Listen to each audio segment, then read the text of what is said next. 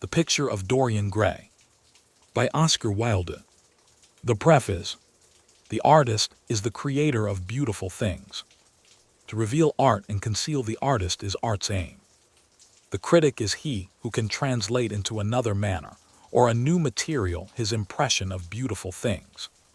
The highest as the lowest form of criticism is a mode of autobiography. Those who find ugly meanings in beautiful things are corrupt without being charming. This is a fault. Those who find beautiful meanings in beautiful things are the cultivated. For these there is hope. They are the elect to whom beautiful things mean only beauty. There is no such thing as a moral or an immoral book. Books are well written or badly written. That is all. The 19th century dislike of realism is the rage of Caliban seeing his own face in a glass. The 19th century dislike of romanticism is the rage of Caliban not seeing his own face in a glass. The moral life of man forms part of the subject matter of the artist, but the morality of art consists in the perfect use of an imperfect medium. No artist desires to prove anything. Even things that are true can be proved. No artist has ethical sympathies. An ethical sympathy in an artist is an unpardonable mannerism of style. No artist is ever morbid. The artist can express everything. Thought and language are to the artist instruments of an art. Vice and virtue are to the artist materials for an art. From the point of view of form, the type of all the arts is the art of the musician. From the point of view of feeling, the actor's craft is the type. All art is at once surface and symbol.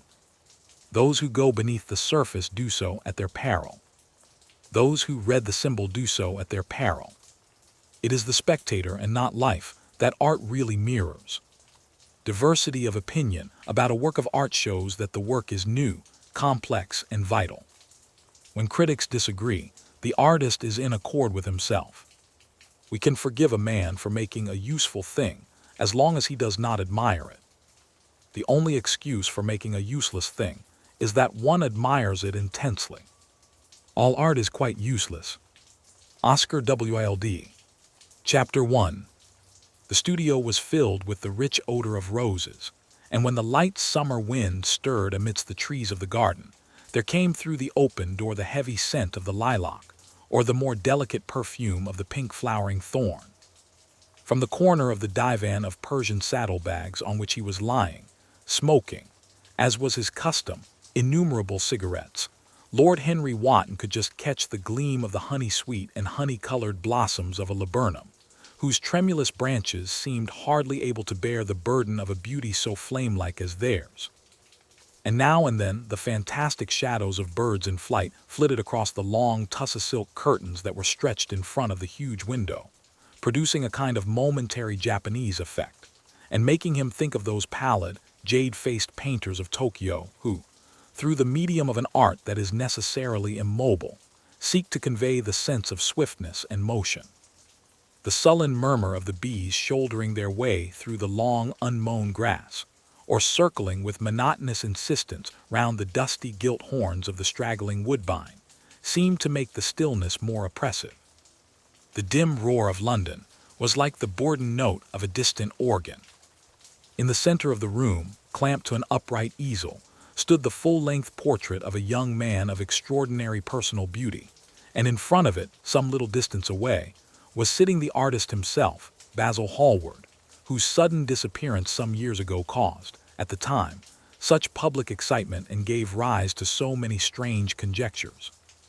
As the painter looked at the gracious and comely form he had so skillfully mirrored in his art, a smile of pleasure passed across his face and seemed about to linger there. But he suddenly started up, and closing his eyes, placed his fingers upon the lids, as though he sought to imprison within his brain some curious dream from which he feared he might awake. "It is your best work, Basil, the best thing you have ever done," said Lord Henry languidly. "You must certainly send it next year to the Grosvenor. The Academy is too large and too vulgar. Whenever I have gone there, there have been either so many people that I have not been able to see the pictures, which was dreadful, or so many pictures that I have not been able to see the people, Which was worse? The Grosvenor is really the only place. I don't think I shall send it anywhere, he answered, tossing his head back in that odd way that used to make his friends laugh at him at Oxford. No, I won't send it anywhere. Lord Henry elevated his eyebrows and looked at him in amazement through the thin blue wreaths of smoke that curled up in such fanciful whorls from his heavy, opium-tainted cigarette. Not send it anywhere. My dear fellow, why? Have you any reason? What odd chaps you painters are. You do anything in the world to gain a reputation. As soon as you have one, you seem to want to throw it away. It is silly of you, for there is only one thing in the world worse than being talked about, and that is not being talked about. A portrait like this would set you far above all the young men in England, and make the old men quite jealous, if old men are ever capable of any emotion. I know you will laugh at me, he replied, but I really can't exhibit it. I have put too much of myself into it. Lord Henry stretched himself out on the divan and laughed. Yes, I knew you would, but it is quite true all the same. Too much of yourself in it. Upon my word, Basil, I didn't know you were so vain, and I really can't see any resemblance between you, with your rugged, strong face and your coal-black hair, and this young Adonis, who looks as if he was made out of ivory and rose leaves. Why, my dear Basil, he is a Narcissus and you. Well, of course you have an intellectual expression and all that. But beauty, real beauty, ends where an intellectual expression begins. Intellect is in itself a mode of exaggeration and destroys the harmony of any face. The moment one sits down to think, one becomes all nose or all forehead or something horrid. Look at the successful men in any of the learned professions. How perfectly hideous they are. Except, of course, in the church. But then in the church they don't think. A bishop keeps on saying at the age of 80 what he was told to say when he was a boy of 18, and as a natural consequence, he always looks absolutely delightful. Your mysterious young friend, whose name you have never told me, but whose picture really fascinates me, never thinks. I feel quite sure of that. He is some brainless, beautiful creature who should be always here in winter when we have no flowers to look at, and always here in summer when we want something to chill our intelligence. Don't flatter yourself, Basil. You are not in the least like him. You don't understand me, Harry, answered the artist. Of course, I am not like him. I know that perfectly well. Indeed, I should be sorry to look like him. You shrug your shoulders. I am telling you the truth. There is a fatality about all physical and intellectual distinction, the sort of fatality that seems to dog through history the faltering steps of kings. It is better not to be different from one's fellows. The ugly and the stupid have the best of it in this world. They can sit at their ease and gape at the play. If they know nothing of victory, they are at least spared the knowledge of defeat. They live as we all should live, undisturbed, indifferent, and without disquiet. They neither bring ruin upon others, nor ever receive it from alien hands. Your rank and wealth, Harry, my brains such as they are, my art whatever it may be worth, Dorian Gray's good looks, we shall all suffer for what the gods have given us, suffer terribly. Dorian Gray. Is that his name? Asked Lord Henry, walking across the studio towards Basil Hallward. Yes, that is his name. I didn't intend to tell it to you. But why not? Oh, I can't explain. When I like people immensely, I never tell their names to anyone. It is like surrendering a part of them. I have grown to love secrecy. It seems to be the one thing that can make modern life mysterious or marvelous to us. The commonest thing is delightful if one only hides it. When I leave town now, I never tell my people where I am going. If I did, I would lose all my pleasure. It is a silly habit, I dare say, but somehow it seems to bring a great deal of romance into one's life. I suppose you think me awfully foolish about it. Not at all, answered Lord Henry, not at all, my dear Basil. You seem to forget that I am married, and the one charm of marriage is that it makes a life of deception absolutely necessary for both parties. I never know where my wife is, and my wife never knows what I am doing. When we do meet occasionally. When we dine out together or go down to the Duke's, we tell each other the most absurd stories with the most serious faces. My wife is very good at it, much better in fact than I am. She never gets confused over her dates, and I always do. But when she does find me out, she makes no row at all. I sometimes wish she would, but she merely laughs at me. "I hate the way you talk about your married life, Harry," said Basil Hallward, strolling towards the door that led into the garden. "I believe that you are really a very good husband, but that you are thoroughly ashamed of your own virtues. You are an extraordinary fellow. You never say a moral thing, and you never do a wrong thing. Your cynicism is simply a pose. Being natural is simply a pose, and the most irritating pose I know," cried Lord Henry, laughing, and the two young men went out into the garden together and ensconced themselves on a long bamboo seat that stood in the shade of a tall laurel bush. The sunlight slipped over the polished leaves. In the grass, white daisies were tremulous. After a pause, Lord Henry pulled out his watch. "I am afraid I must be going, Basil," he murmured, "and before I go, I insist on your answering a question I put to you some time ago." "What is that?" said the painter, keeping his eyes fixed on the ground. "You know quite well." "I do not, Harry." "Well, I will tell you what it is. I want you to explain to me why you won't exhibit Dorian Gray's picture. I want the real reason." "I told you the real reason." "No, you did not. You said it was because there was too much of yourself in it. Now that is childish." "Harry," said Basil Hallward, looking him straight in the face, "every portrait that is painted with feeling is a portrait of the artist, not of the sitter. The sitter is merely the accident, the occasion. It is not he who is revealed by the painter. It is rather the painter who, on the colored canvas, reveals himself. The reason I will not exhibit this picture is that I am afraid that I have shown in it the secret of my own soul." Lord Henry laughed. "And what is that?" he asked. "I will tell you," said Hallward, but an expression of perplexity came over his face. "I am all expectation, Basil," continued his companion, glancing at him. "Oh, there is really very little to tell, Harry," answered the painter, "and I am afraid you will hardly understand it. Perhaps you will hardly believe it." Lord Henry smiled and, leaning down, plucked a pink-petaled daisy from the grass and examined it. "I am quite sure I shall understand it," he replied, gazing intently at the little golden, white-feathered disc. "And as for believing things, I can believe anything, provided that it is quite incredible." The wind shook some blossoms from the trees, and the heavy lilac blooms with their clustering stars moved to and fro in the languid air. A grasshopper began to chirrup by the wall, and like a blue thread, a long, thin dragonfly floated past on its brown gauze wings. Lord Henry felt as if he could hear Basil Hallward's heart beating, and wondered what was coming. "The story is simply this," said the painter after some time. 2 months ago, I went to a crush at Lady Brandon's. You know, we poor artists have to show ourselves in society from time to time, just to remind the public that we are not savages.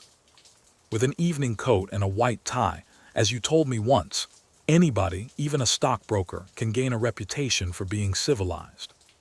Well, after I had been in the room about 10 minutes, talking to huge overdressed dowagers and tedious academicians, I suddenly became conscious that someone was looking at me. I turned halfway round and saw Dorian Gray for the first time. When our eyes met, I felt that I was growing pale. A curious sensation of terror came over me. I knew that I had come face to face with someone whose mere personality was so fascinating that, if I allowed it to do so, it would absorb my whole nature, my whole soul, my very art itself. I did not want any external influence in my life. You know yourself, Harry, how independent I am by nature. I have always been my own master, had at least always been so, till I met Dorian Gray. Then, but I don't know how to explain it to you. Something seemed to tell me that I was on the verge of a terrible crisis in my life. I had a strange feeling that fate had in store for me exquisite joys and exquisite sorrows. I grew afraid and turned to quit the room. It was not conscience that made me do so. It was a sort of cowardice.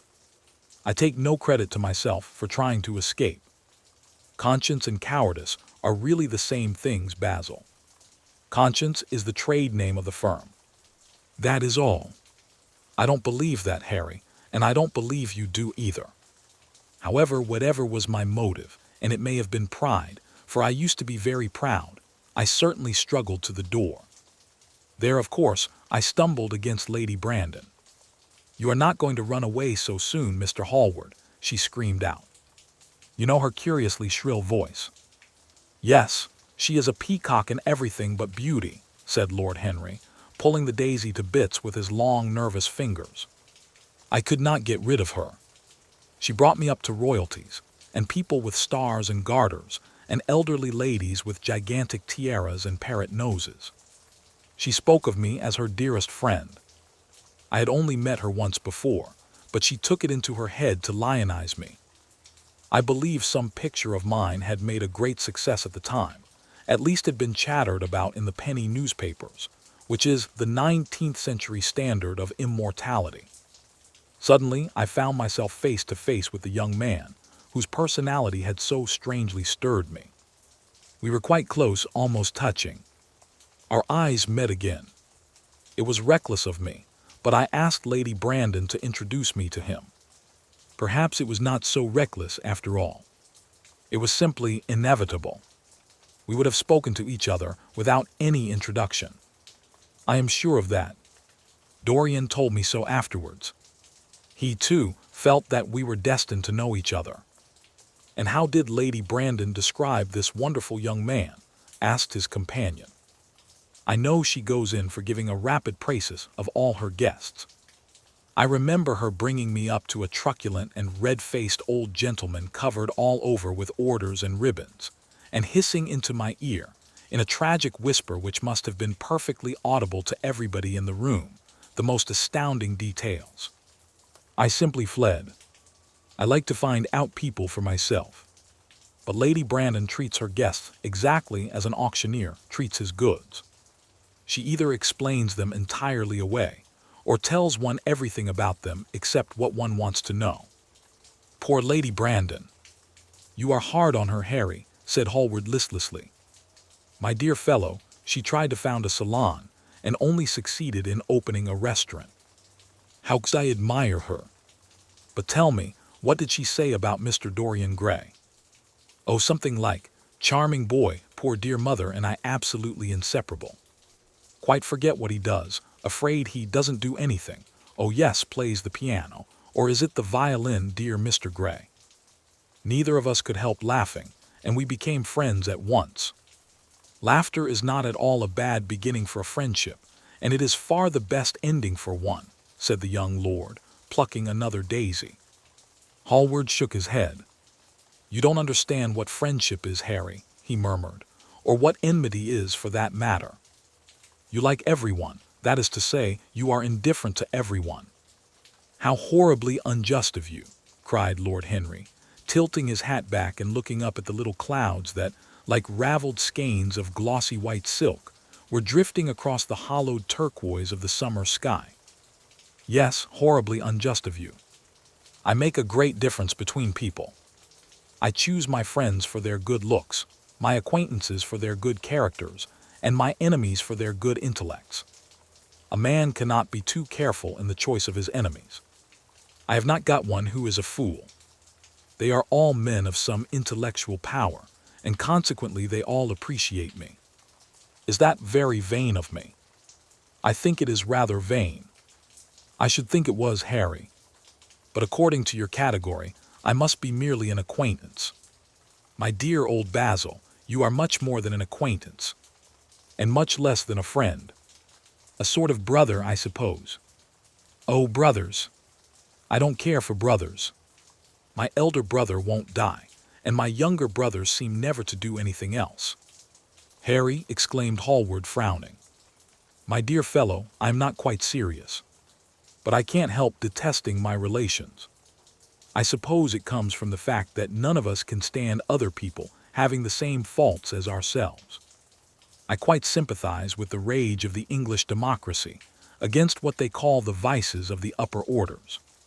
The masses feel that drunkenness, stupidity, and immorality should be their own special property, and that if any one of us makes an ass of himself, he is poaching on their preserves. When poor Southwark got into the divorce court, their indignation was quite magnificent. And yet I don't suppose that 10% of the proletariat live correctly.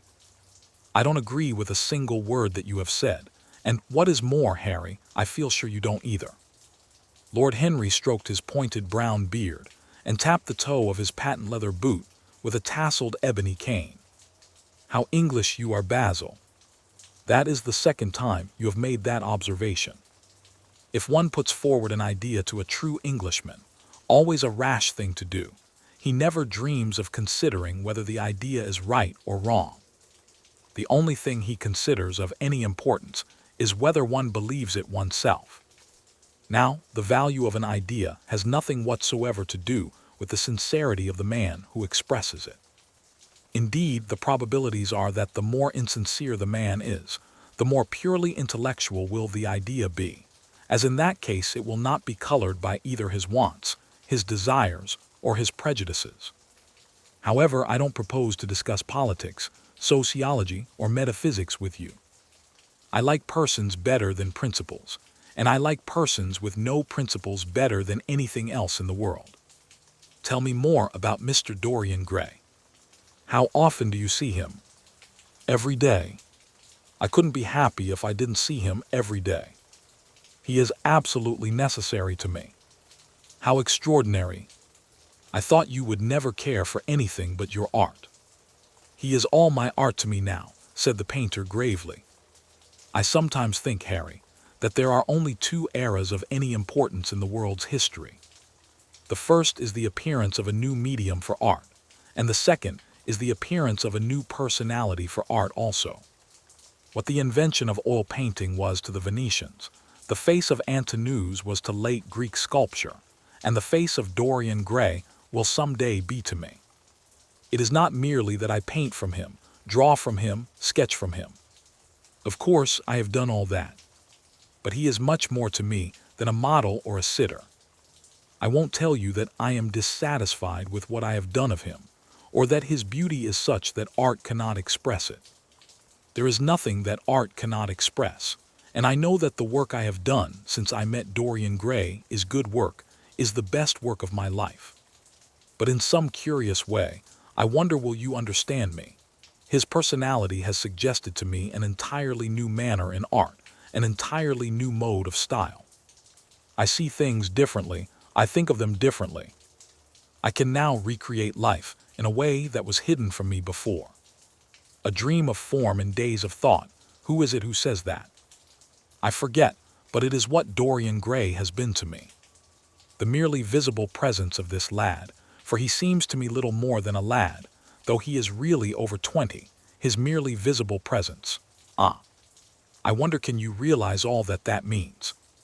Unconsciously he defines for me the lines of a fresh school, a school that is to have in it all the passion of the romantic spirit, all the perfection of the spirit that is Greek. The harmony of soul and body, how much that is. We in our madness have separated the two, and have invented a realism that is vulgar, an ideality that is void.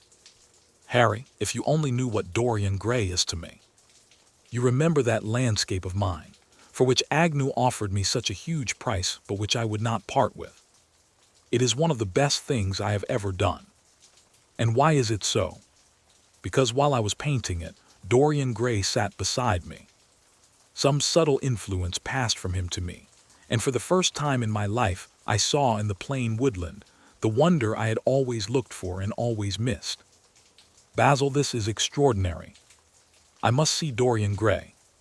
Hallward got up from the seat and walked up and down the garden. After some time he came back.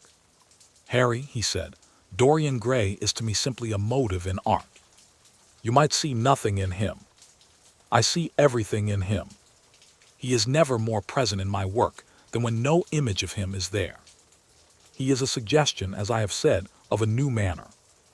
I find him in the curves of certain lines, in the loveliness and subtleties of certain colors. That is all. Then why won't you exhibit his portrait? Asked Lord Henry. Because, without intending it, I have put into it some expression of all this curious artistic idolatry, of which, of course, I have never cared to speak to him. He knows nothing about it. He shall never know anything about it.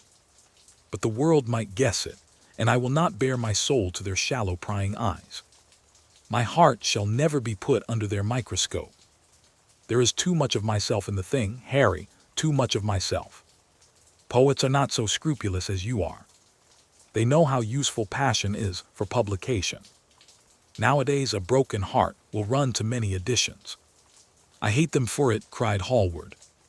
An artist should create beautiful things, but should put nothing of his own life into them. We live in an age when men treat art as if it were meant to be a form of autobiography. We have lost the abstract sense of beauty.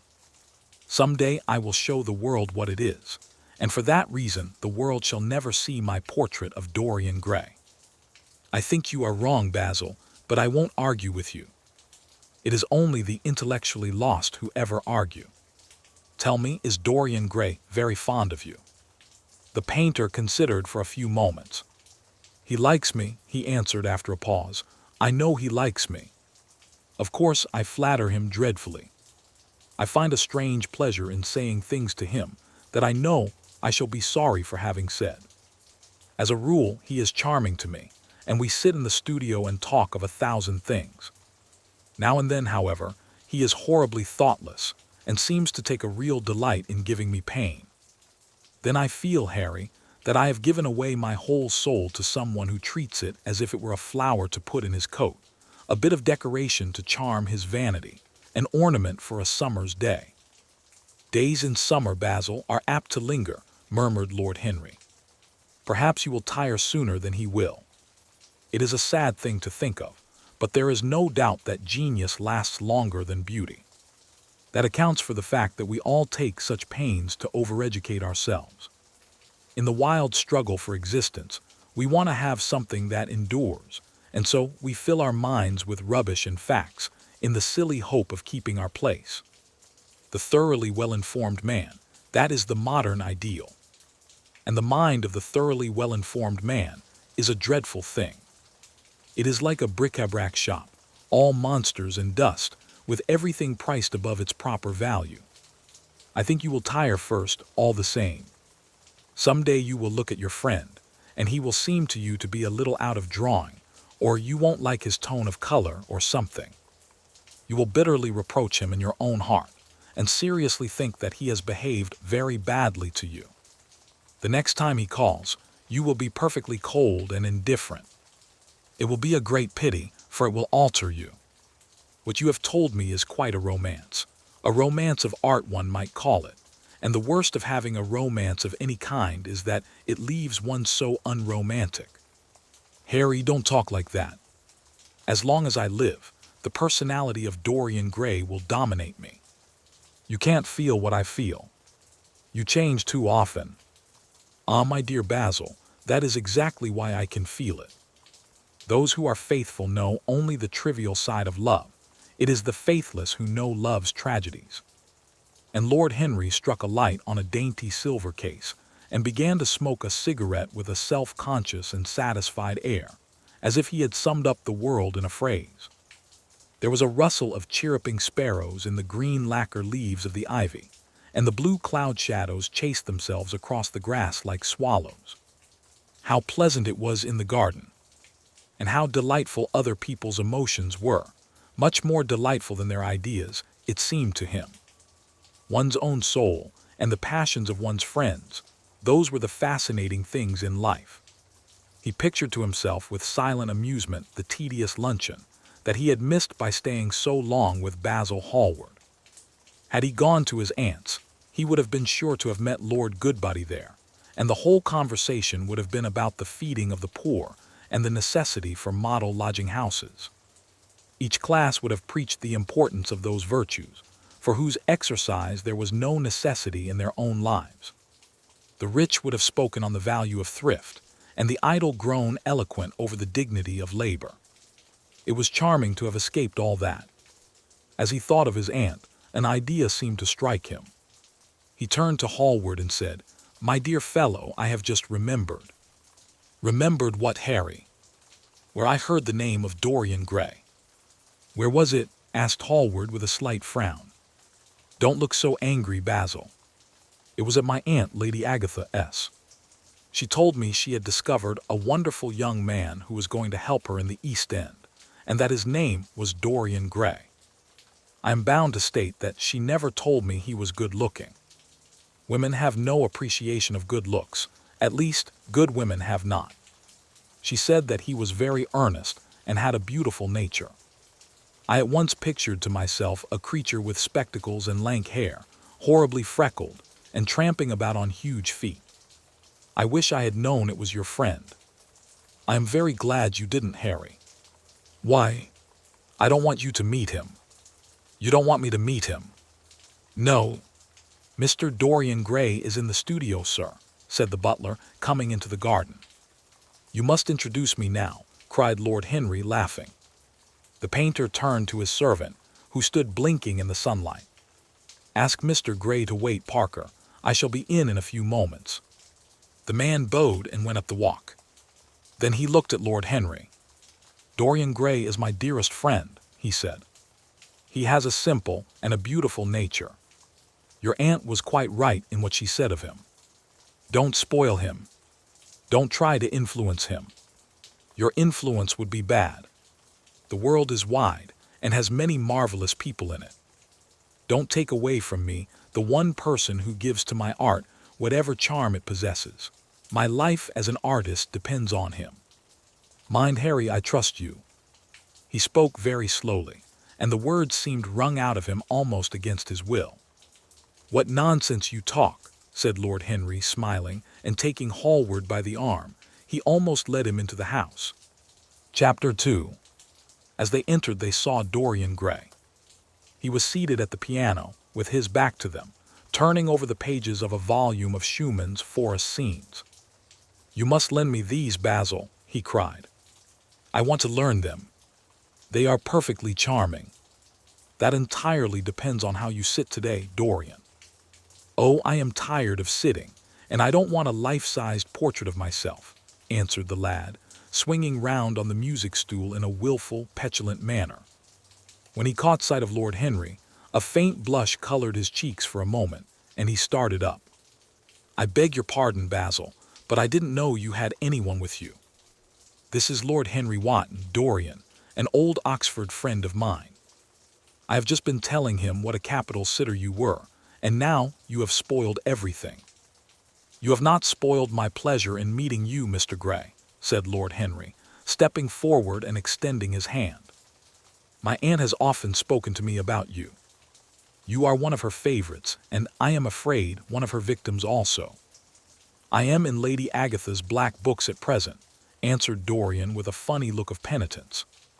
"I promised to go to a club in Whitechapel with her last Tuesday, and I really forgot all about it.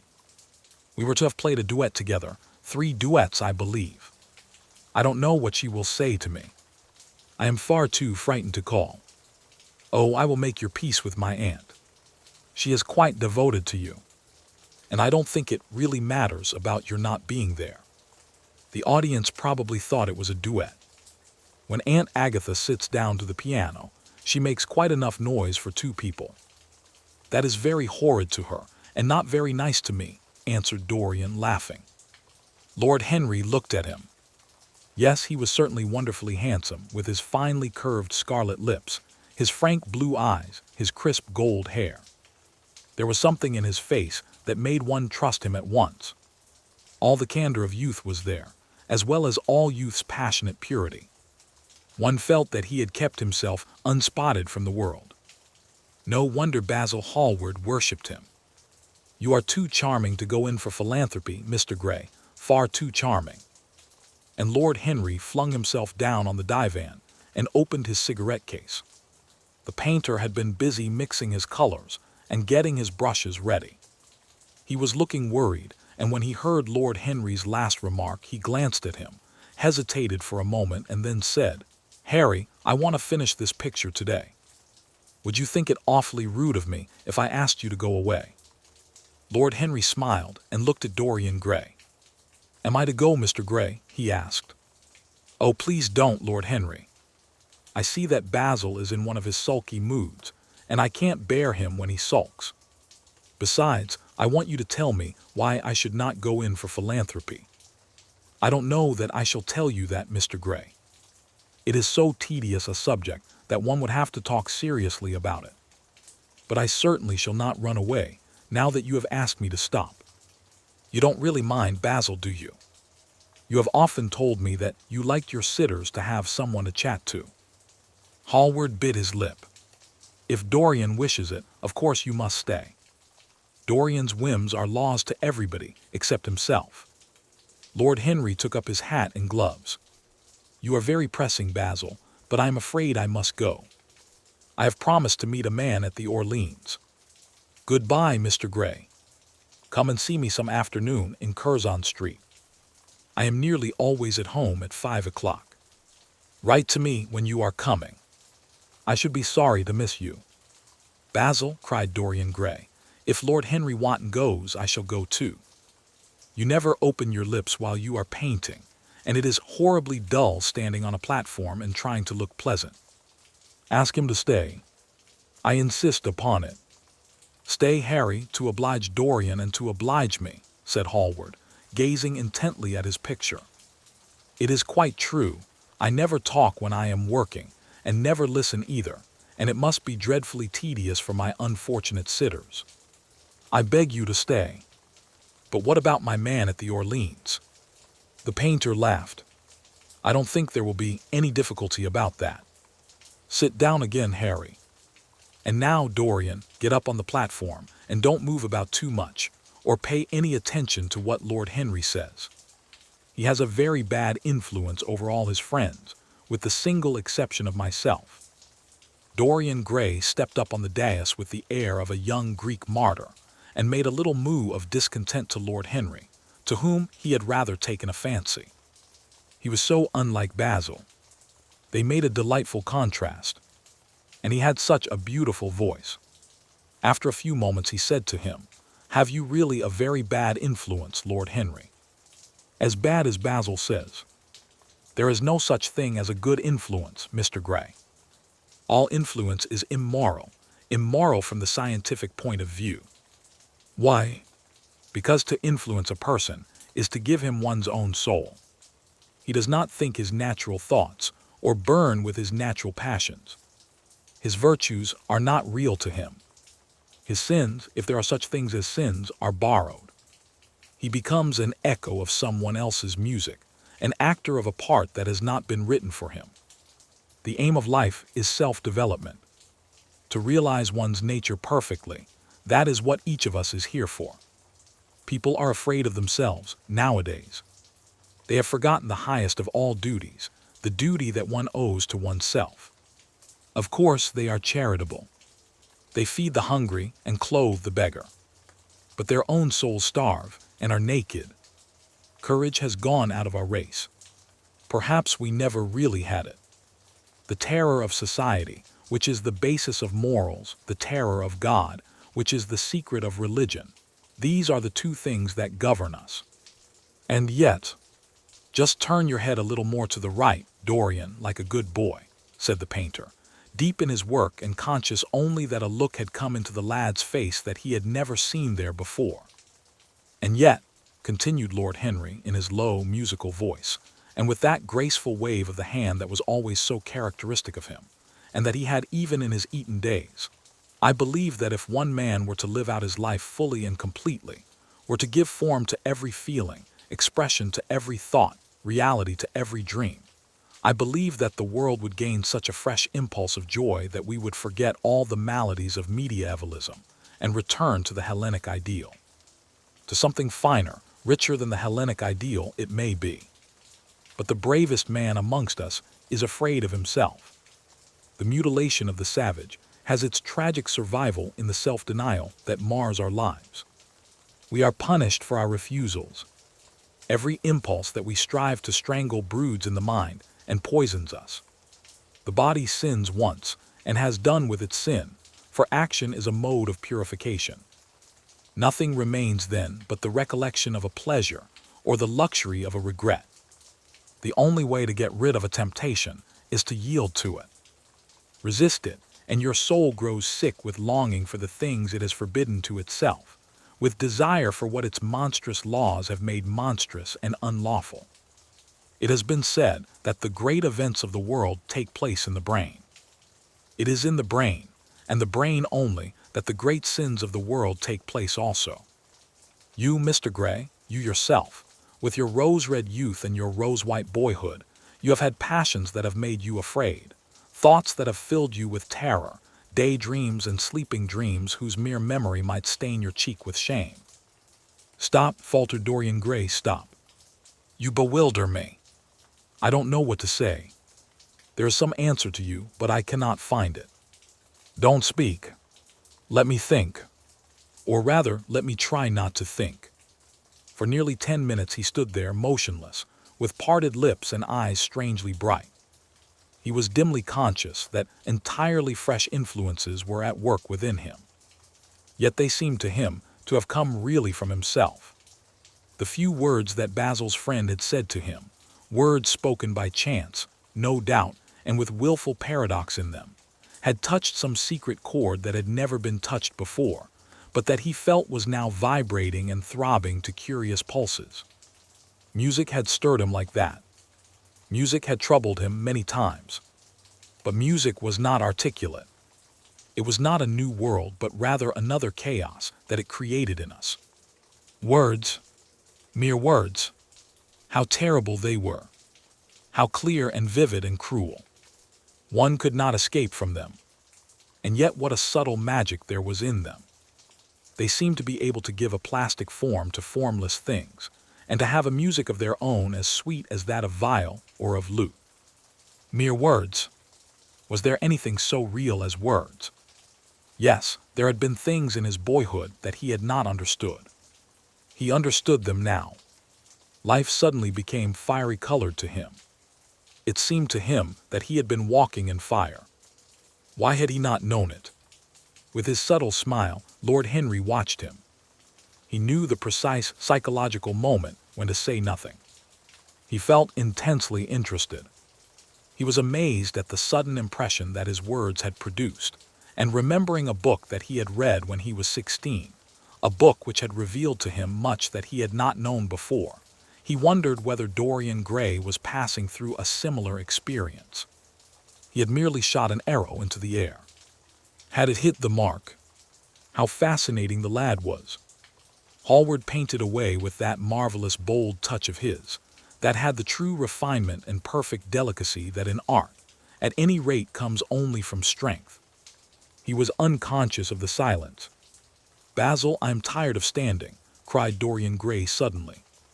"I must go out and sit in the garden. The air is stifling here. My dear fellow, I am so sorry.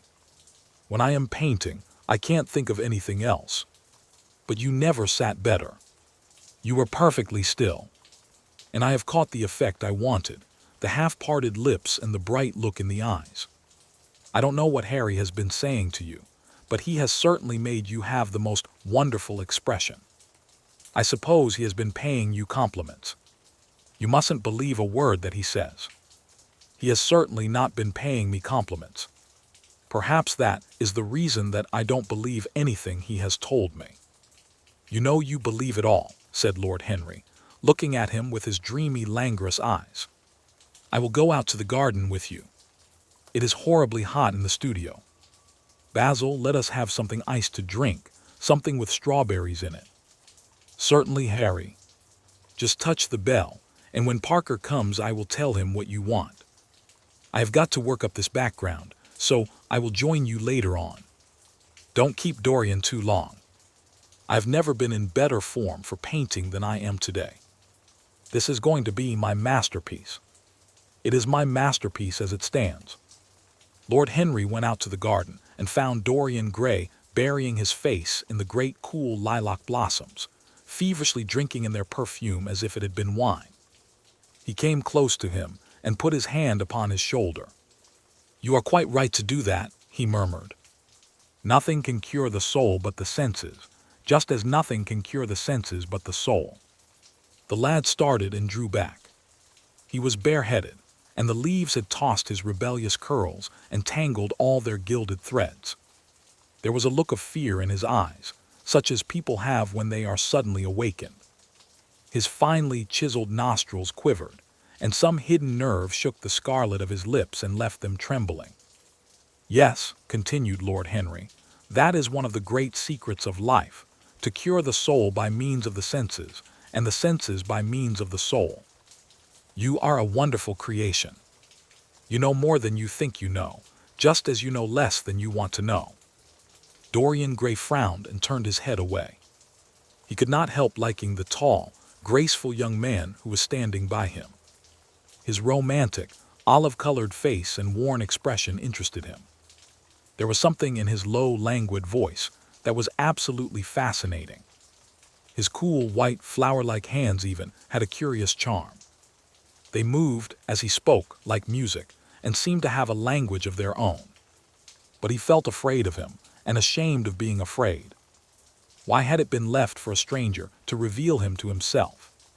He had known Basil Hallward for months, but the friendship between them had never altered him. Suddenly, there had come someone across his life who seemed to have disclosed to him life's mystery. And yet, what was there to be afraid of?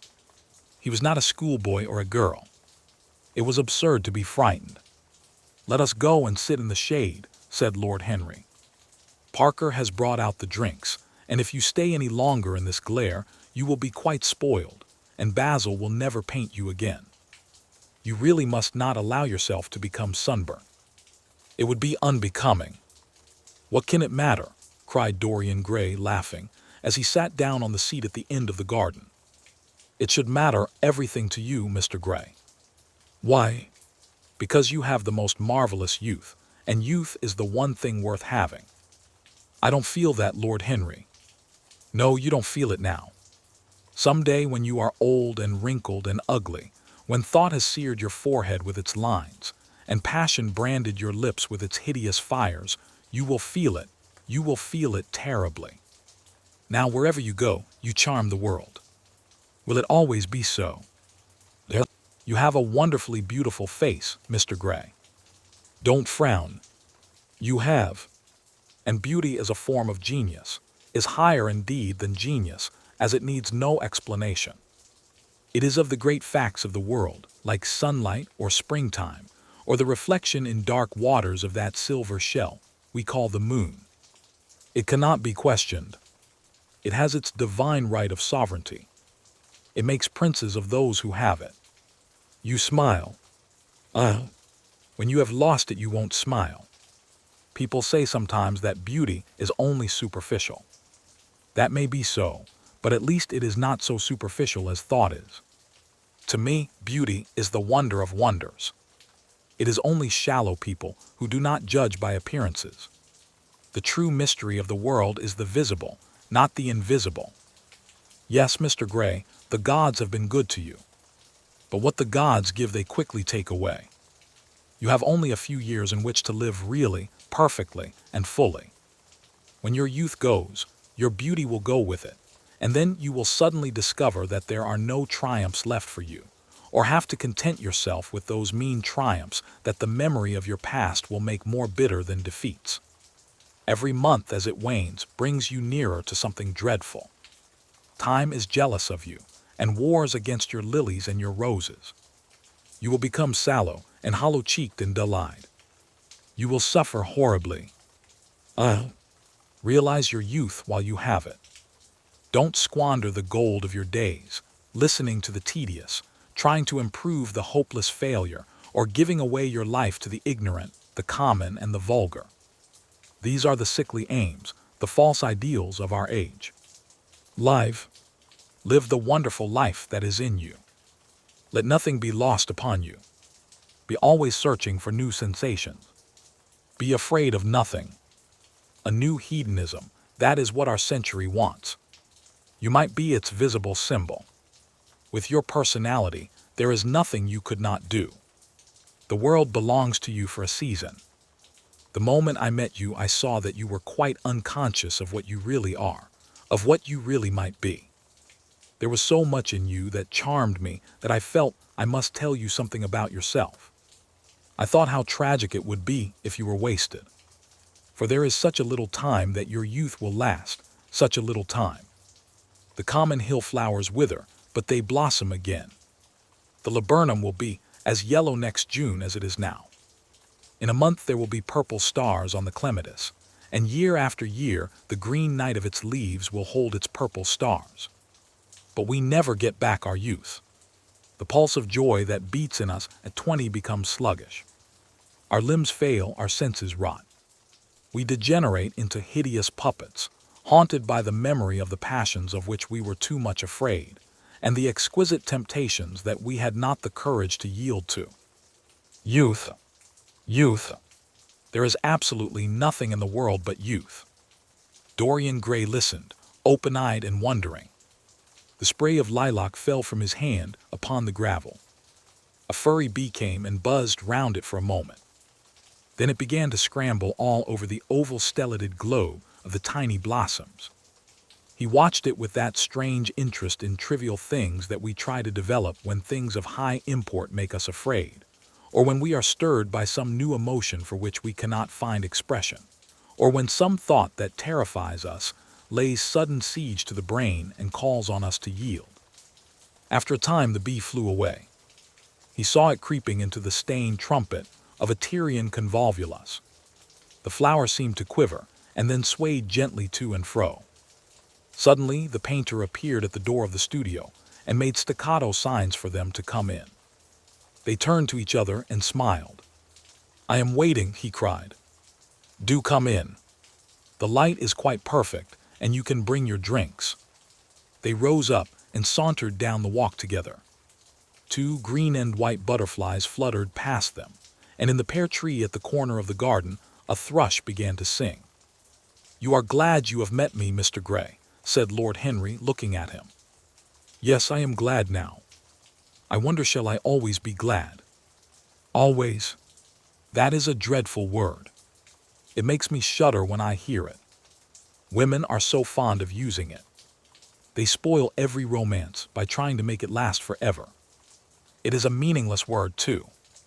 The only difference between a caprice and a lifelong passion is that the caprice lasts a little longer." As they entered the studio, Dorian Gray put his hand upon Lord Henry's arm. "In that case, let our friendship be a caprice," he murmured, flushing at his own boldness, then stepped up on the platform and resumed his pose. Lord Henry flung himself into a large wicker armchair and watched him. The sweep and dash of the brush on the canvas made the only sound that broke the stillness, except when, now and then, Hallward stepped back to look at his work from a distance. In the slanting beams that streamed through the open doorway, the dust danced and was golden. The heavy scent of the roses seemed to brood over everything. After about a quarter of an hour Hallward stopped painting, looked for a long time at Dorian Gray, and then for a long time at the picture, biting the end of one of his huge brushes and frowning. "It is quite finished," he cried at last, and stooping down he wrote his name in long vermilion letters on the left-hand corner of the canvas. Lord Henry came over and examined the picture. It was certainly a wonderful work of art, and a wonderful likeness as well. "My dear fellow, I congratulate you most warmly," he said. "It is the finest portrait of modern times. Mr. Gray, come over and look at yourself." The lad started, as if awakened from some dream. "Is it really finished?" he murmured, stepping down from the platform. "Quite finished," said the painter. "And you have sat splendidly today. I am awfully obliged to you." "That is entirely due to me," broke in Lord Henry. "Isn't it, Mr. Gray?" Dorian made no answer, but passed listlessly in front of his picture and turned towards it. When he saw it he drew back, and his cheeks flushed for a moment with pleasure. A look of joy came into his eyes, as if he had recognized himself for the first time.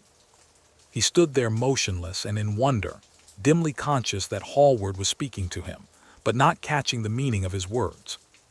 The sense of his own beauty came on him like a revelation. He had never felt it before.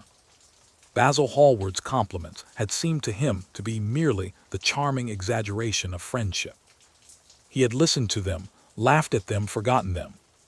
They had not influenced his nature. Then had come Lord Henry Wotton with his strange panegyric on youth, his terrible warning of its brevity. That had stirred him at the time, and now, as he stood gazing at the shadow of his own loveliness, the full reality of the description flashed across him. Yes, there would be a day when his face would be wrinkled and wizen, his eyes dim and colorless, the grace of his figure broken and deformed. The scarlet would pass away from his lips, and the gold steal from his hair. The life that was to make his soul would mar his body. He would become dreadful, hideous, and uncouth. As he thought of it, a sharp pang of pain struck through him like a knife, and made each delicate fiber of his nature quiver. His eyes deepened into amethyst, and across them came a mist of tears. He felt as if a hand of ice had been laid upon his heart. "Don't you like it?" cried Hallward at last, stung a little by the lad's silence, not understanding what it meant. "Of course he likes it," said Lord Henry. "Who wouldn't like it? It is one of the greatest things in modern art. I will give you anything you like to ask for it. I must have it. It is not my property, Harry." "Whose property is it?" "Dorian's, of course," answered the painter. "He is a very lucky fellow." "How sad it is," murmured Dorian Gray with his eyes still fixed upon his own portrait. "How sad it is. I shall grow old and horrible and dreadful. But this picture will remain always young. It will never be older than this particular day of June. If it were only the other way. If it were I who was to be always young, and the picture that was to grow old. For that, I would give everything. Yes, there is nothing in the whole world I would not give. I would give my soul for that." "You would hardly care for such an arrangement, Basil," cried Lord Henry, laughing. "It would be rather hard lines on your work." "I should object very strongly, Harry," said Hallward. Dorian Gray turned and looked at him. "I believe you would, Basil. You like your art better than your friends. I am no more to you than a green bronze figure." "Hardly as much, I dare say." The painter stared in amazement. It was so unlike Dorian to speak like that. What had happened? He seemed quite angry. His face was flushed and his cheeks burning. "Yes," he continued, "I am less to you than your ivory Hermes or your silver fawn. You will like them always. How long would you like me? Till I have my first wrinkle, I suppose. I know now that when one loses one's good looks, whatever they may be, one loses everything. Your picture has taught me that. Lord Henry Wotton is perfectly right. Youth is the only thing worth having. When I find that I am growing old, I shall kill myself." Hallward turned pale and caught his hand. "Dorian! Dorian," he cried, "don't talk like that. I have never had such a friend as you, and I shall never have such another. You are not jealous of material things, are you? You who are finer than any of them. I am jealous of everything whose beauty does not die. I am jealous of the portrait you have painted of me. Why should it keep what I must lose? Every moment that passes takes something from me and gives something to it. Oh, if it were only the other way. If the picture could change, and I could be always what I am now. Why did you paint it? It will mock me someday, mock me horribly." The hot tears welled into his eyes. He tore his hand away and, flinging himself on the divan, he buried his face in the cushions, as though he was praying. "This is your doing, Harry," said the painter bitterly. Lord Henry shrugged his shoulders. "It is the real Dorian Gray, that is all." "It is not." "If it is not, what have I to do with it?" "You should have gone away when I asked you," he muttered. "I stayed when you asked me," was Lord Henry's answer. "Harry, I can't quarrel with my two best friends at once, but between you both you have made me hate the finest piece of work I have ever done, and I will destroy it. What is it but canvas and color? I will not let it come across our three lives and mar them." Dorian Gray lifted his golden head from the pillow, and with pallid face and tear-stained eyes, looked at him as he walked over to the deal painting table that was set beneath the high curtained window. What was he doing there? His fingers were straying about among the litter of tin tubes and dry brushes, seeking for something. Yes, it was for the long palette knife, with its thin blade of lithe steel. He had found it at last. He was going to rip up the canvas. With a stifled sob, the lad leaped from the couch, and, rushing over to Hallward, tore the knife out of his hand and flung it to the end of the studio. "Don't, Basil, don't," he cried. "It would be murder." "I am glad you appreciate my work at last, Dorian," said the painter coldly when he had recovered from his surprise. "I never thought you would." "Appreciate it. I am in love with it, Basil. It is part of myself. I feel that. Well, as soon as you are dry, you shall be varnished and framed and sent home. Then you can do what you like with yourself." And he walked across the room and rang the bell for tea. "You will have tea, of course, Dorian. And so will you, Harry. Or do you object to such simple pleasures?" "I adore simple pleasures," said Lord Henry. "They are the last refuge of the complex. But I don't like scenes except on the stage. What absurd fellows you are, both of you. I wonder who it was defined man as a rational animal. It was the most premature definition ever given. Man is many things, but he is not rational. I am glad he is not, after all, though I wish you chaps would not squabble over the picture. You had much better let me have it, Basil. This silly boy doesn't really want it, and I really do. If you let anyone have it but me, Basil, I shall never forgive you," cried Dorian Gray, "and I don't allow people to call me a silly boy. You know the picture is yours, Dorian. I gave it to you before it existed. And you know you have been a little silly, Mr. Gray, and that you don't really object to being reminded that you are extremely young. I should have objected very strongly this morning, Lord Henry." This morning? You have lived since then." There came a knock at the door, and the butler entered with a laden tea tray and set it down upon a small Japanese table. There was a rattle of cups and saucers, and the hissing of a fluted Georgian urn. 2 globe-shaped china dishes were brought in by a page. Dorian Gray went over and poured out the tea. The 2 men sauntered languidly to the table and examined what was under the covers. "Let us go to the theater tonight," said Lord Henry. "There is sure to be something on somewhere. I have promised to dine at White's, but it is only with an old friend, so I can send him a wire to say that I am ill, or that I am prevented from coming in consequence of a subsequent engagement. I think that would be a rather nice excuse. It would have all the surprise of candor." "It is such a bore putting on one's dress clothes," muttered Hallward. "And when one has them on, they are so horrid." "Yes," answered Lord Henry dreamily, "the costume of the 19th century is detestable. It is so somber, so depressing. Sin is the only real color element left in modern life. You really must not say things like that before Dorian, Harry." "Before which Dorian? The one who is pouring out tea for us, or the one in the picture?" "Before either." "I should like to come to the theater with you, Lord Henry," said the lad. "Then you shall come, and you will come too, Basil, won't you?" "I can't really. I would sooner not. I have a lot of work to do." "Well then, you and I will go alone, Mr. Gray." "I should like that awfully." The painter bit his lip and walked over, cup in hand, to the picture. "I shall stay with the real Dorian," he said sadly.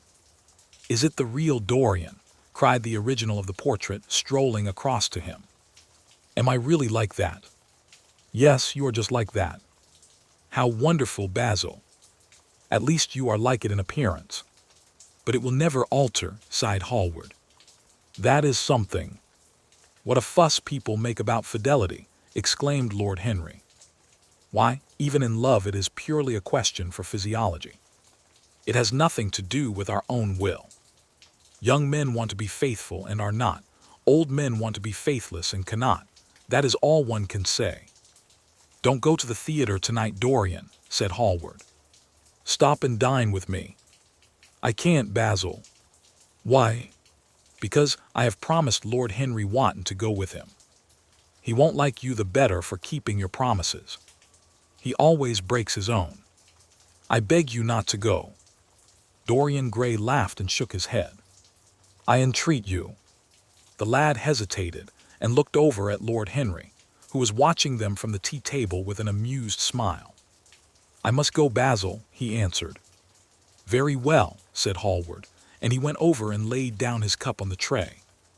"It is rather late, and as you have to dress, you had better lose no time. Goodbye, Harry." "Goodbye, Dorian. Come and see me soon." "Come tomorrow." "Certainly." "You won't forget." "No, of course not," cried Dorian. "And Harry." "Yes, Basil." "Remember what I asked you when we were in the garden this morning." "I have forgotten it." "I trust you." "I wish I could trust myself," said Lord Henry, laughing. "Come, Mr. Gray, my hansom is outside and I can drop you at your own place." "Goodbye, Basil. It has been a most interesting afternoon." As the door closed behind them, the painter flung himself down on a sofa, and a look of pain came into his face. Chapter 3. At 12:30 next day, Lord Henry Wotton strolled from Curzon Street over to the Albany to call on his uncle, Lord Fermor, a genial if somewhat rough-mannered old bachelor, whom the outside world called selfish, because it derived no particular benefit from him, but who was considered generous by society as he fed the people who amused him.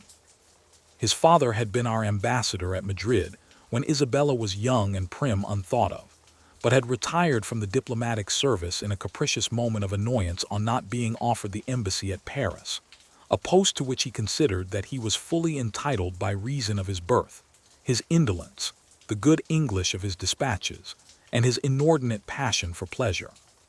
The son, who had been his father's secretary, had resigned along with his chief, somewhat foolishly as was thought at the time, and on succeeding some months later to the title, had set himself to the serious study of the great aristocratic art of doing absolutely nothing.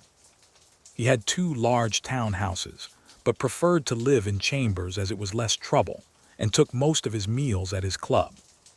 He paid some attention to the management of his collieries in the Midland counties, excusing himself for this taint of industry on the ground that the one advantage of having coal was that it enabled a gentleman to afford the decency of burning wood on his own hearth.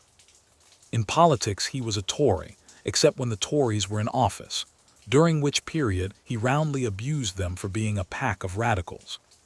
He was a hero to his valet, who bullied him, and a terror to most of his relations, whom he bullied in turn. Only England could have produced him, and he always said that the country was going to the dogs. His principles were out of date, but there was a good deal to be said for his prejudices. When Lord Henry entered the room, he found his uncle sitting in a rough shooting coat, smoking a cheroot and grumbling over the Times. "Well, Harry," said the old gentleman, "what brings you out so early? I thought you dandies never got up till 2, and were not visible till 5. Pure family affection, I assure you, Uncle George. I want to get something out of you." "Money, I suppose," said Lord Fermor, making a wry face. "Well, sit down and tell me all about it. Young people nowadays imagine that money is everything." "Yes," murmured Lord Henry, settling his buttonhole in his coat, "and when they grow older they know it. But I don't want money. It is only people who pay their bills who want that, Uncle George, and I never pay mine. Credit is the capital of a younger son, and one lives charmingly upon it. Besides, I always deal with Dartmoor's tradesmen, and consequently they never bother me. What I want is information, not useful information, of course, useless information. Well, I can tell you anything that is in an English blue book, Harry, although those fellows nowadays write a lot of nonsense. When I was in the diplomatic, things were much better. But I hear they let them in now by examination. What can you expect? Examinations, sir, are pure humbug from beginning to end. If a man is a gentleman, he knows quite enough, and if he is not a gentleman, whatever he knows is bad for him. Mr. Dorian Gray does not belong to blue books, Uncle George, said Lord Henry languidly. Mr. Dorian Gray. Who is he? Asked Lord Fermor, knitting his bushy white eyebrows. That is what I have come to learn, Uncle George. Or rather, I know who he is. He is the last Lord Kelso's grandson. His mother was a Devereux, Lady Margaret Devereux. I want you to tell me about his mother. What was she like? Whom did she marry? You have known nearly everybody in your time, so you might have known her. I am very much interested in Mr. Gray at present. I have only just met him. Kelso's grandson, echoed the old gentleman. Kelso's grandson. Yes, of course. I knew his mother intimately. I believe I was at her christening. She was an extraordinarily beautiful girl, Margaret Devereux, and made all the men frantic by running away with a penniless young fellow, a mere nobody, sir, a subaltern in a foot regiment or something of that kind. Certainly. I remember the whole thing as if it happened yesterday. The poor chap was killed in a duel at Spa a few months after the marriage. There was an ugly story about it. They said Kelso got some rascally adventurer, some Belgian brute, to insult his son-in-law in public, paid him, sir, to do it, paid him, and that the fellow spitted his man as if he had been a pigeon. The thing was hushed up, but, egad, Kelso ate his chop alone at the club for some time afterwards. He brought his daughter back with him, I was told, and she never spoke to him again. Oh yes, it was a bad business. The girl died too, died within a year. So she left a son, did she? I had forgotten that. What sort of boy is he? If he is like his mother, he must be a good-looking chap. He is very good-looking, assented Lord Henry. I hope he will fall into proper hands, continued the old man. He should have a pot of money waiting for him, if Kelso did the right thing by him. His mother had money, too. All the Selby property came to her, through her grandfather. Her grandfather hated Kelso, thought him a mean dog. He was, too. Came to Madrid once when I was there. Egad, I was ashamed of him. The Queen used to ask me about the English noble, who was always quarreling with the cabmen about their fares. They made quite a story of it. I didn't dare show my face at court for a month.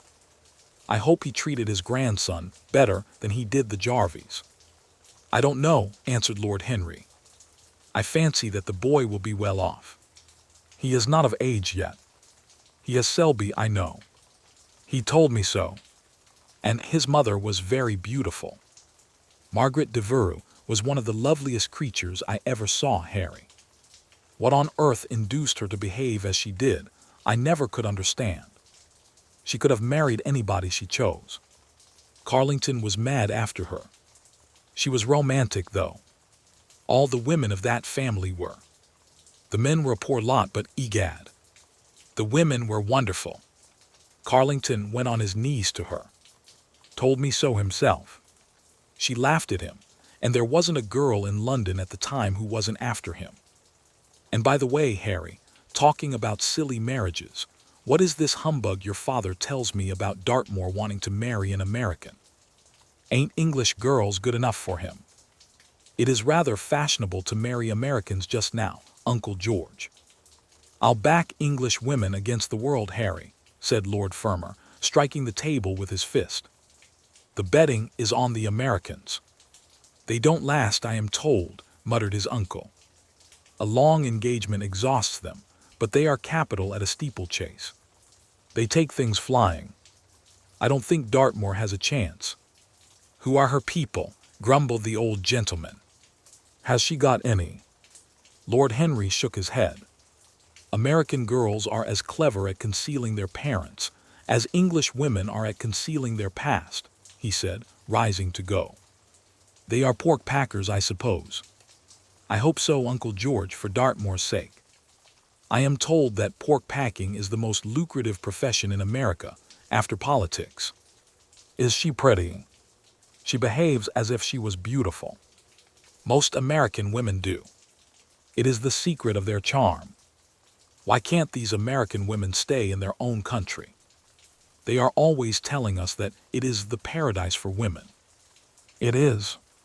That is the reason why, like Eve, they are so excessively anxious to get out of it, said Lord Henry. Goodbye, Uncle George. I shall be late for lunch if I stop any longer. Thanks for giving me the information I wanted. I always like to know everything about my new friends and nothing about my old ones. Where are you lunching, Harry? At Aunt Agatha's. I have asked myself and Mr. Gray. He is her latest protege. Humph. Tell your Aunt Agatha, Harry, not to bother me any more with her charity appeals. I am sick of them. Why, the good woman thinks that I have nothing to do but to write checks for her silly fads. All right, Uncle George, I'll tell her, but it won't have any effect. Philanthropic people lose all sense of humanity. It is their distinguishing characteristic. The old gentleman growled approvingly and rang the bell for his servant. Lord Henry passed up the low arcade into Burlington Street and turned his steps in the direction of Berkeley Square. So that was the story of Dorian Gray's parenthood. Crudely as it had been told to him, it had yet stirred him by its suggestion of a strange, almost modern romance. A beautiful woman risking everything for a mad passion. A few wild weeks of happiness cut short by a hideous, treacherous crime. Months of voiceless agony, and then a child born in pain. The mother snatched away by death, the boy left to solitude and the tyranny of an old and loveless man. Yes, it was an interesting background. It posed the lad, made him more perfect as it were. Behind every exquisite thing that existed, there was something tragic. Worlds had to be in travail, that the meanest flower might blow. And how charming he had been at dinner the night before, as with startled eyes and lips parted in frightened pleasure he had sat opposite to him at the club, the red candle shades staining to a richer, rose the wakening wonder of his face. Talking to him was like playing upon an exquisite violin. He answered to every touch and thrill of the bow.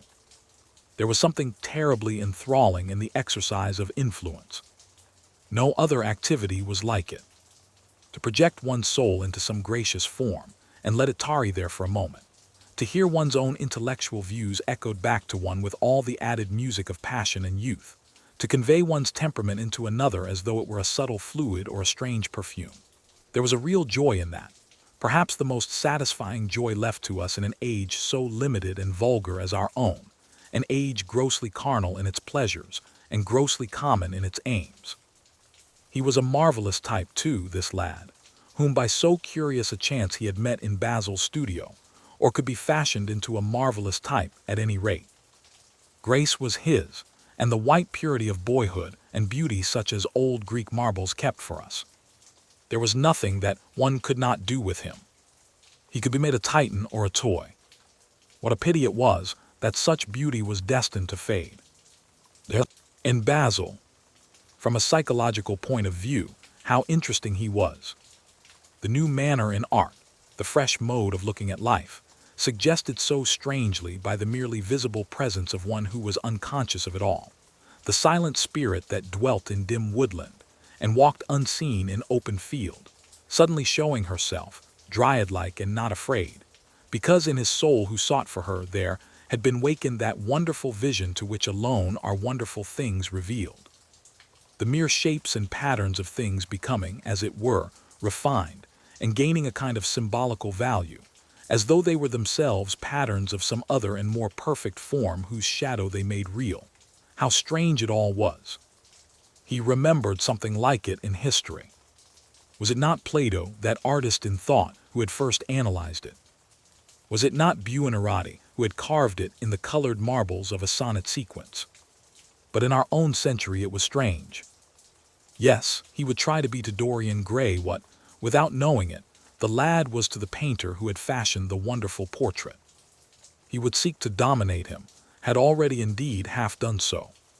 He would make that wonderful spirit his own. There was something fascinating in this son of love and death. Suddenly he stopped and glanced up at the houses. He found that he had passed his aunt some distance, and smiling to himself, turned back. When he entered the somewhat somber hall, the butler told him that they had gone in to lunch. He gave one of the footmen his hat and stick and passed into the dining room. "Late as usual, Harry," cried his aunt, shaking her head at him. He invented a facile excuse, and having taken the vacant seat next to her, looked round to see who was there.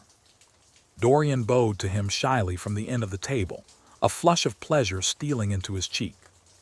Opposite was the Duchess of Harley, a lady of admirable good nature and good temper, much liked by everyone who knew her, and of those ample architectural proportions that in women who are not duchesses are described by contemporary historians as stoutness.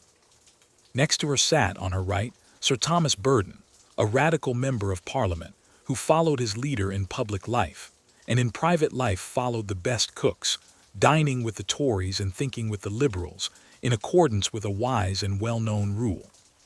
The post on her left was occupied by Mr. Erskine of Treadley, an old gentleman of considerable charm and culture, who had fallen, however, into bad habits of silence, having, as he explained once to Lady Agatha, said everything that he had to say before he was 30. His own neighbor was Mrs. Vandeleur, one of his aunt's oldest friends, a perfect saint amongst women, but so dreadfully dowdy that she reminded one of a badly bound hymn book. Fortunately for him, she had on the other side Lord Fauldle, a most intelligent middle-aged mediocrity, as bald as a ministerial statement in the House of Commons, with whom she was conversing in that intensely earnest manner which is the one unpardonable error, as he remarked once himself, that all really good people fall into, and from which none of them ever quite escape. "We are talking about poor Dartmoor, Lord Henry," cried the Duchess, nodding pleasantly to him across the table. "Do you think he will really marry this fascinating young person?" "I believe she has made up her mind to propose to him, Duchess." "How dreadful!" exclaimed Lady Agatha. "Really, someone should interfere." "I am told, on excellent authority, that her father keeps an American dry goods store," said Sir Thomas Burden, looking supercilious. "My uncle has already suggested pork packing, Sir Thomas." "Dry goods? What are American dry goods?" asked the Duchess, raising her large hands in wonder and accentuating the verb. "American novels," answered Lord Henry, helping himself to some quail. The Duchess looked puzzled. "Don't mind him, my dear," whispered Lady Agatha. "He never means anything that he says." "When America was discovered," said the radical member, and he began to give some wearisome facts. Like all people who try to exhaust a subject, he exhausted his listeners. The Duchess sighed and exercised her privilege of interruption. "I wish to goodness it never had been discovered at all," she exclaimed. "Really, our girls have no chance nowadays. It is most unfair." "Perhaps, after all, America never has been discovered," said Mr. Erskine. "I myself would say that it had merely been detected." "Oh, but I have seen specimens of the inhabitants," answered the Duchess vaguely. "I must confess that most of them are extremely pretty. And they dress well, too. They get all their dresses in Paris. I wish I could afford to do the same." "They say that when good Americans die they go to Paris," chuckled Sir Thomas, who had a large wardrobe of Humour's cast-off clothes. "Really? And where do bad Americans go to when they die?" inquired the Duchess. "They go to America," murmured Lord Henry. Sir Thomas frowned. "I am afraid that your nephew is prejudiced against that great country," he said to Lady Agatha. "I have traveled all over it in cars provided by the directors, who, in such matters, are extremely civil. I assure you that it is an education to visit it." "But must we really see Chicago in order to be educated?" asked Mr. Erskine plaintively. "I don't feel up to the journey." Sir Thomas waved his hand. "Mr. Erskine of Treadley has the world on his shelves. We practical men like to see things, not to read about them. The Americans are an extremely interesting people. They are absolutely reasonable. I think that is their distinguishing characteristic. Yes, Mr. Erskine, an absolutely reasonable people. I assure you there is no nonsense about the Americans." "How dreadful!" cried Lord Henry. I can stand brute force, but brute reason is quite unbearable. There is something unfair about its use. It is hitting below the intellect. I do not understand you, said Sir Thomas, growing rather red. I do, Lord Henry, murmured Mr. Erskine with a smile. Paradoxes are all very well in their way, rejoined the baronet. Was that a paradox? Asked Mr. Erskine. I did not think so. Perhaps it was. Well, the way of paradoxes is the way of truth. To test reality, we must see it on the tightrope. When the verities become acrobats, we can judge them. Dear me, said Lady Agatha, how you men argue. I am sure I never can make out what you're talking about. Oh, Harry, I am quite vexed with you. Why do you try to persuade our nice Mr. Dorian Gray to give up the East End? I assure you he would be quite invaluable. They would love his playing. I want him to play to me, cried Lord Henry, smiling, and he looked down the table and caught a bright answering glance. But they are so unhappy in Whitechapel, continued Lady Agatha.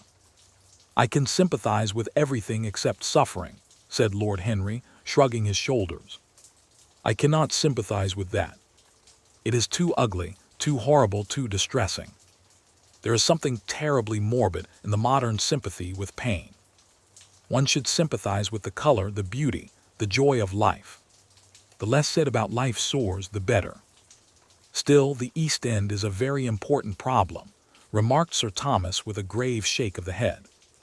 Quite so, answered the young lord.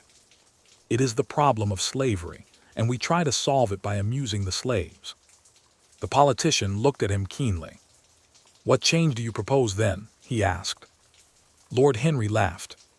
I don't desire to change anything in England except the weather, he answered.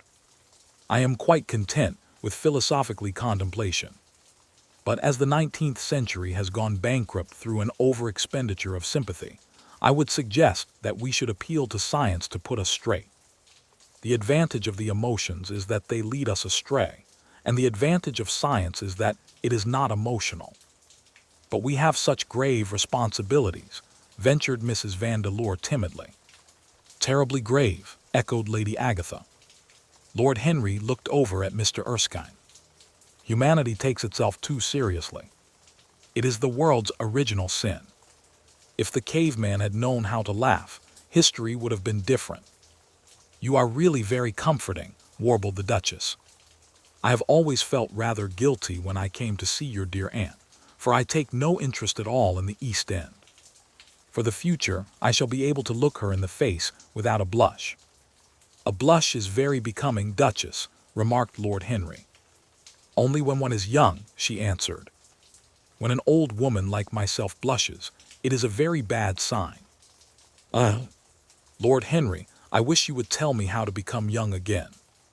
He thought for a moment. Can you remember any great error that you committed in your early days, Duchess? He asked, looking at her across the table. A great many, I fear, she cried. Then commit them over again, he said gravely. To get back one's youth, one has merely to repeat one's follies. A delightful theory, she exclaimed. I must put it into practice. A dangerous theory, came from Sir Thomas's tight lips. Lady Agatha shook her head, but could not help being amused. Mr. Erskine listened. Yes, he continued, that is one of the great secrets of life. Nowadays most people die of a sort of creeping common sense, and discover when it is too late that the only things one never regrets are one's mistakes. A laugh ran round the table. He played with the idea and grew willful, tossed it into the air and transformed it, let it escape and recaptured it, made it iridescent with fancy and winged it with paradox. The praise of folly as he went on soared into a philosophy, and philosophy herself became young, and catching the mad music of pleasure, wearing, one might fancy, her wine-stained robe and wreath of ivy, danced like a bacchante over the hills of life, and mocked the slow Silenus for being sober. Facts fled before her like frightened forest things. Her white feet trod the huge press at which wise Omar sits, till the seething grape juice rose round her bare limbs in waves of purple bubbles, or crawled in red foam over the vat's black, dripping, sloping sides. It was an extraordinary improvisation. He felt that the eyes of Dorian Gray were fixed on him, and the consciousness that amongst his audience there was one whose temperament he wished to fascinate seemed to give his wit keenness and to lend color to his imagination. He was brilliant, fantastic, irresponsible. He charmed his listeners out of themselves, and they followed his pipe, laughing. Dorian Gray never took his gaze off him, but sat like one under a spell, smiles chasing each other over his lips and wonder growing grave in his darkening eyes. At last, liveried in the costume of the age, reality entered the room in the shape of a servant to tell the Duchess that her carriage was waiting. She wrung her hands in mock despair. "How annoying," she cried. "I must go. I have to call for my husband at the club, to take him to some absurd meeting at Willis's rooms, where he is going to be in the chair. If I am late, he is sure to be furious, and I couldn't have a scene in this bonnet. It is far too fragile. A harsh word would ruin it. No, I must go, dear Agatha. Goodbye, Lord Henry. You are quite delightful and dreadfully demoralizing. I am sure I don't know what to say about your views. You must come and dine with us some night. Tuesday. Are you disengaged Tuesday? For you I would throw over anybody, Duchess," said Lord Henry with a bow. That is very nice and very wrong of you," she cried. "So mind you come," and she swept out of the room, followed by Lady Agatha and the other ladies. When Lord Henry had sat down again, Mr. Erskine moved round, and taking a chair close to him, placed his hand upon his arm. "You talk books away," he said. "Why don't you write one?" "I am too fond of reading books to care to write them, Mr. Erskine. I should like to write a novel, certainly, a novel that would be as lovely as a Persian carpet and as unreal. But there is no literary public in England for anything except newspapers, primers, and encyclopedias. Of all people in the world, the English have the least sense of the beauty of literature." "I fear you are right," answered Mr. Erskine. "I myself used to have literary ambitions, but I gave them up long ago. And now, my dear young friend, if you will allow me to call you so, may I ask if you really meant all that you said to us at lunch?" "I quite forget what I said," smiled Lord Henry. "Was it all very bad?" "Very bad indeed. In fact, I consider you extremely dangerous, and if anything happens to our good Duchess, we shall all look on you as being primarily responsible. But I should like to talk to you about life. The generation into which I was born was tedious. Some day, when you are tired of London, come down to Treadley and expound to me your philosophy of pleasure over some admirable Burgundy I am fortunate enough to possess. I shall be charmed. A visit to Treadley would be a great privilege.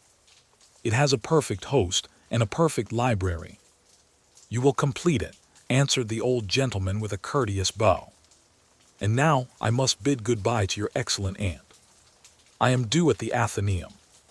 It is the hour when we sleep there. All of you, Mr. Erskine. 40 of us in 40 armchairs.